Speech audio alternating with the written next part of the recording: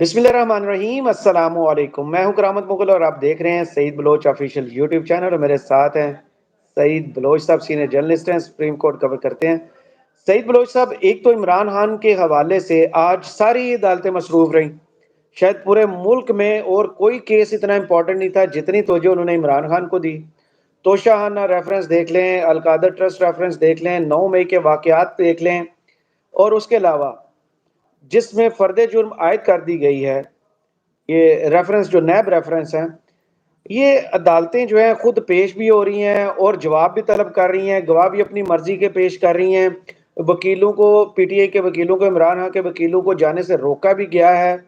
इस हवाले से बात करेंगे कि इंसाफ की फराहमी में इतनी रुकावटें क्यों डाली जा रही हैं। और दूसरा, इस मुल्क के सबसे बड़े मुंसफ़े आला के खिलाफ एक चार्जशीट सामने आई है कि जस्टिस मुज़ाहिर अली नकवी साहब को माय लॉर्ड आप निशाना बना रहे हैं। अगर एक जज को आप इंसाफ नहीं दे सकते तो क्या सिर्फ नून लीग को इंसाफ देते रहेंगे? खत आया है, इख्तलाफी नोट सामने आया है जस्टिस एजाजुल एहसन साहब की तरफ से। उन्होंने कहा कि जज के खिलाफ जब भी आपने कार्रवाई करनी हो, गौर व फिक्र करना चाहिए। जस्टिस मुजाहिर के केस में ऐसा बिल्कुल नहीं किया गया। बहुत जल्दी में ये चीज़ें चलाई जा रही हैं जिनसे मैं मुत्तफिक नहीं हूँ, इख्तलाफ करता हूँ। क्या काजी साहब, चीफ जस्टिस ऑफ पाकिस्तान के ओहदे पर सबको इंसाफ फराहम कर रहे हैं या सिर्फ ये सहूलत जो है नून लीग के लिए? बहुत शुक्रिया करामत मुग़ल साहब। देखें, जहाँ तक इमरान खान साहब की बात है, इमरान खान साहब के खिलाफ अगर आप देखें तो तमाम मुकदमात एक साथ इकट्ठे करके इंतहाई बर्क रफ्तारी से चलाने का आगाज़ कर दिया गया है। यानी तोशाखाना केस जो पिछले दिनों दायर हुआ, उसके ऊपर भी फ़र्द जुर्म वाला मामला आ गया। और हमारे जो दोस्त हैं, जो एहतसाब अदालत और जो लोअर कोर्ट्स कवर करते हैं, उनके मुताबिक ये इंतहाई तेज़ी के साथ मुकम्मल किए जा रहे हैं। और तेज़ी के साथ मुकम्मल इस तरह भी किए जा रहे हैं कि तोशाखाना में जो तमाम प्रोसीजर फ़ॉलो होना चाहिए था, वो फ़ॉलो नहीं किया जा रहा। अलकादर ट्रस्ट केस में आज इमरान खान और उनकी अहलिया पर फ़र्द जुर्म आयद हो गई। दोनों ने सेहत जुर्म से इनकार किया। लेकिन एक और अजीबो-गरीब बात है कि जब इमरान खान साहब बीमार थे या वो ज़ख्मी थे, तो कहते थे कि अदालत में पेश नहीं हो सकता, तो उनका मज़ाक बनाया जाता था कि क्या अब अदालतें लाडले के पास जानी चाहिए कि वो अदालतों में पेश नहीं होता। और हैरानकुन तौर पे देखें कि इमरान खान साहब जेल में हैं और अब अदालतें खुद चल के उनके पास जा रही हैं। यानी अदालतें मुल्ज़िम के सामने पेश हो रही हैं। इसे कुदरत अदालतों ने का बदला अदालतें कहते हैं। जी, जी। कुदरत अब का देखें ना कि निज़ाम। जी, जी, अदालतें खुद कटहरे में खड़ी हो चुकी हैं। और जिस हुँ। तरह का कंडक्ट अदालतों की जानिब से जो है वो किया जा रहा है, नज़र आ रहा है, वो इमरान खान साहब पर कम और खुद उन अदालतों के खिलाफ जो है ना वो फ़र्द जुर्म बनता जा रहा है कि तोशाखाना वाला केस हो या अलकायदा ट्रस्ट जो है केस है वो हो, तो ये सब चलाने का मकसद सिर्फ़ और सिर्फ़ इमरान खान साहब को दबाना, उनको दबाव में लाना। और मुझे एक और चीज़ नज़र आ रही है कि शायद आम इंतखाबात से पहले-पहले इमरान खान साहब के खिलाफ तमाम बड़े जो अहम मुकदमात हैं, उसमें शायद उनको सज़ाएँ भी सुना दी जाएँ। यानी अलकादर ट्रस्ट केस हो, साइफर केस की अब परसों इस्लामाबाद हाई कोर्ट में समाअत है, अगर उसके बाद दोबारा से ट्रायल कोर्ट को इजाज़त दी जाती है, तो फिर मेरे ख़्याल में शायद वो भी आम इंतखाबात से पहले-पहले, या ये भी मुमकिन है कि आम इंतखाबात से 1 दिन पहले या ऐन आम इंतखाबात वाले दिन इमरान खान साहब को जो है वो सज़ा सुना दी जाए अलामती तौर पर। और आप देखें कि तोशाखाना वाला जो मामला है, वो भी इसी तरह आगे बढ़ रहा है। और हमारे दोस्त तो जो लोअर कोर्ट्स कवर करते हैं, वो तो ये कहते हैं कि हर रोज़ तकरीबन अब तोशाखाना वाले केस की भी समाअत जो है वो रखी जा रही जी, है और दो उसका वाहिद मकसद 2-2 दिन के गैप से चलाई जा रही है, बड़ी स्पीड में चलाई जी, जा रही है। जी, जी। और अब आप देखें कि आज इमरान खान साहब ने ज़मानत की दरख़्वास्त दी थी, आज वो दरख़्वास्त ज़मानत भी मुस्तरद कर दी है। यानी इमरान खान साहब साबिक वज़ीर-ए-आज़म यही हैं, नहीं सर जी, वो जीएचक्यू हमला केस में गिरफ्तार भी कर लिया गया। गिरफ्तार भी गिरफ्तारी कर भी लिया डाल। गया। जी, जी। जी। और देखिए कि इमरान खान साहब साबिक वज़ीर-ए-आज़म हैं, वो मुल्क के अंदर हैं, पीडीएम हुकूमत उनका नाम ईसीएल में डाल चुकी है, वो बाहर जाना नहीं चाहते और इसके बावजूद उनको ज़मानत नहीं दी जा रही। देखें ना, वो एक मुल्ज़िम को इलेक्शंस भाई, इलेक्शंस। जी, जी, ज़मानत ना देने का एक क्या ग्राउंड क्या होता है जी? देखें, ये मुल्ज़िम भाग सकता है, ये अगर तहकीकात हो रही हैं तो उसके उसमें रुकावट डाल सकता है, ये खलल डाल सकता है, नुक्स अमन का बायस बन सकता है। तो ये सारी चीज़ें तो इमरान खान साहब खुद सुप्रीम कोर्ट में जब उन्होंने दरख्वास्त ज़मानत दी थी, तो उन्होंने कहा था कि मैं ज़मानत का गलत इस्तेमाल नहीं करूँगा, मैं अपने खिलाफ होने वाली किसी इंक्वायरी या तहकीकात में रुकावट नहीं डालूँगा। तो ये सारी यकीन दहानियाँ तो इमरान खान साहब पहले ही करवा चुके थे। तो मकसद यहाँ पर जो नज़र आता है ना सर, वो सिर्फ़ यही नज़र आता है कि आम इंतखाबात, अब देखें 1 महीना रह गया। आज 9 जनवरी हो चुकी है, 8 फरवरी को इंतखाबात हैं, 31 का ये महीना है। तो आप बिल्कुल एग्ज़ैक्ट 30 डेज़ हैं और 30वें दिन आम इंतखाबात होंगे। और उससे पहले-पहले अब मुझे यही नज़र आ रहा है कि शायद इमरान खान साहब के खिलाफ ये तमाम मुकदमात तोशाखाना वाला हो, अलकादर ट्रस्ट केस हो, उसके अलावा साइफर वाला मामला हो, और अब ये जो जीएचक्यू हमला केस में आज गिरफ्तारी डाली गई है, शायद इसमें भी। जिसका और पुलिस ने अभी तक चालान भी पेश नहीं किया। जी, जी, और इद्दत के दौरान निकाह वाला, मेरे ख़्याल में ये 5-6 जो बड़े मुकदमात इस वक़्त इमरान खान साहब के खिलाफ चल रहे हैं, मेरे ख़्याल में शायद ये सिम्बॉलिकली इन सबको इकट्ठा करके एक दिन में 3 2-2, क्योंकि अलग-अलग अदालतें हैं, तो अलग-अलग फ़ैसले एक ही दिन में आ सकते हैं, या एक-एक दिन छोड़ के हर रोज़ एक नए केस का फ़ैसला होता जाए, और आम इंतखाबात पर से पहले-पहले या आम इंतखाबात वाले दिन भी इमरान खान साहब के खिलाफ ये सारी कार्रवाई आगे बढ़ाई जा सकती है। और बिल्कुल नून लीग की मर्ज़ी और मंशा के मुताबिक हो रही है, हर हर चीज़ हो रही है।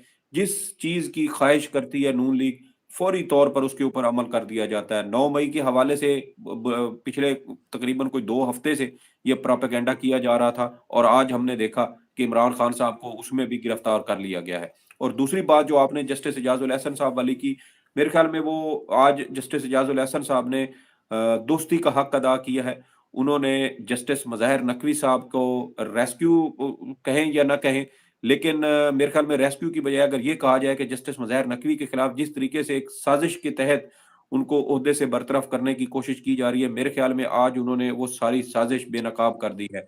और आप देखें कि जस्टिस मज़ाहिर नकवी के खिलाफ जो एक ज़ाब्ता पहले से तयशुदा है सुप्रीम जुडिशल काउंसिल का, उसके ऊपर भी अमल दरामद नहीं किया जा रहा।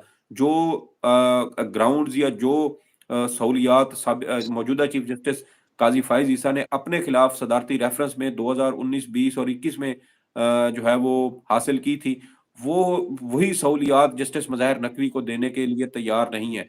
आज जस्टिस इजाज़ुल एहसन ने जो खत लिखा, उन्होंने कहा कि जस्टिस मज़ाहिर नकवी के खिलाफ जो शिकायत हैं वो बदनीयती पर मबनी है, और जो मवाद उसमें दिया गया है, वो तो मेरिट के ऊपर वो पूरा ही नहीं उतरता। और जस्टिस मज़ाहिर नकवी के जो बच्चे हैं, जो उनके बेटे हैं, जिनका इल्ज़ाम लगाया गया कि उन्होंने अपने वालिद के ओहदे का नाजायज़ इस्तेमाल किया, तो वो तो बालिग हैं, और जस्टिस मज़ाहिर नकवी अपने बच्चों के हवाले से जवाबदेह नहीं है।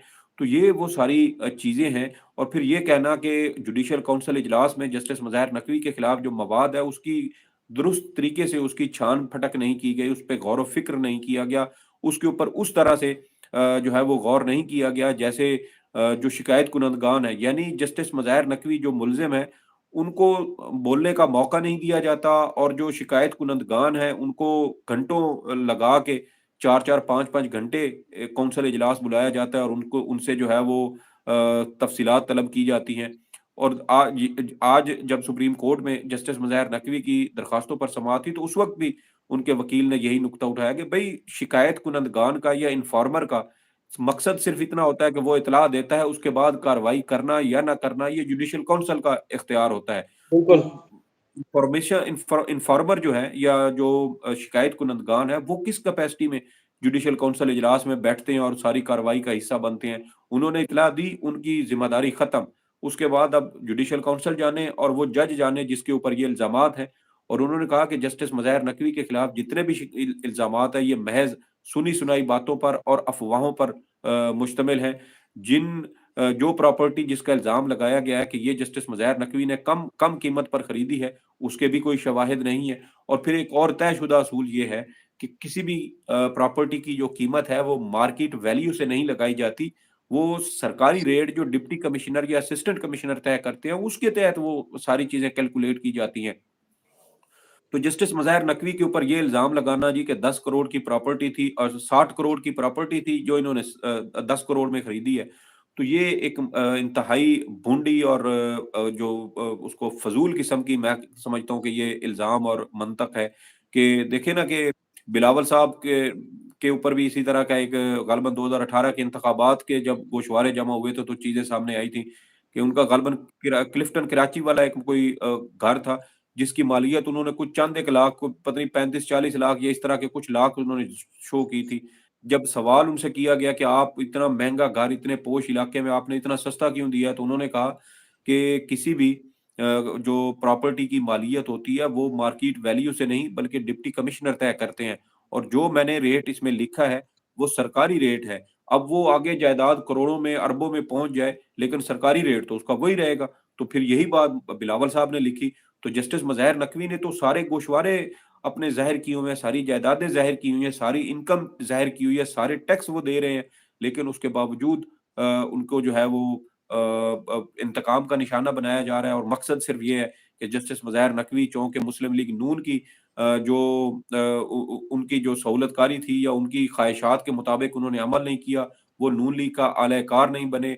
उन्होंने पंजाब और खैबर पख्तूनख्वा में आम इंतखाबात का मामला चीफ जस्टिस को नोट के ज़रिए भिजवाया था और उन्होंने कोशिश की थी कि मुल्क में आइन पर अमल दरामद हो। आइन जो है वो उसकी खिलाफ वर्ज़ी या आइन की शिकनी नहीं होनी चाहिए और यही मेरे ख़्याल में जस्टिस मज़ाहिर नकवी का सबसे बड़ा जुर्म बन गया और नून लीग ने जस्टिस मज़ाहिर नकवी के खिलाफ जलसे-जुलूसों में तज़यीक़ आमेज़ मुहिम चलाना शुरू कर दी, इल्ज़ामात लगाना शुरू कर दिए और ये सब कुछ जो हो रहा है मेरे ख़्याल में ये अब भी नून लीग की ख़्वाहिश पूरी करने के लिए हो रहा है क्योंकि नून लीग जस्टिस मज़ाहिर नकवी से को बर्दाश्त नहीं कर रही और इसी वजह से जस्टिस मज़ाहिर नकवी के खिलाफ जो शिकायत दर्ज करवाई गई थी, वो भी नून लीगी वकील ने दर्ज की थी और उनके खिलाफ ऑडियो भी उसी दिन जारी हुई जब उन्होंने पंजाब और खैबर पख्तूनख्वा में आम इंतखाबात का मामला अज़ खुद नोटिस के लिए चीफ जस्टिस को भिजवाया था, यानी 16 फरवरी 2022 और फिर 22 फरवरी जब उस केस की पहली समाअत थी, उसी दिन जस्टिस मज़ाहिर नकवी के खिलाफ जुडिशल काउंसिल में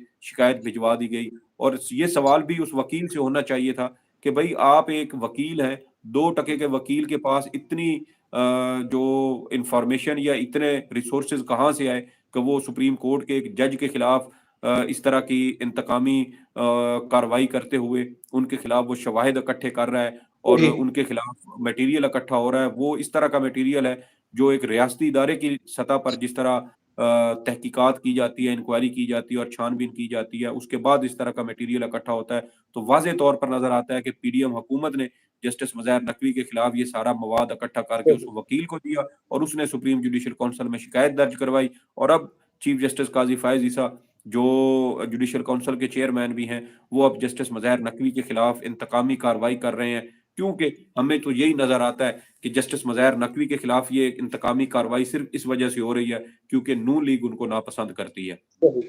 बहुत शुक्रिया सईद बलोच साहब आपके तज़िये का, कमेंट बॉक्स में ज़रूर बताइएगा ये वीडियो आपको कैसी लगी। इजाज़त दीजिए। अल्लाह हाफ़िज़।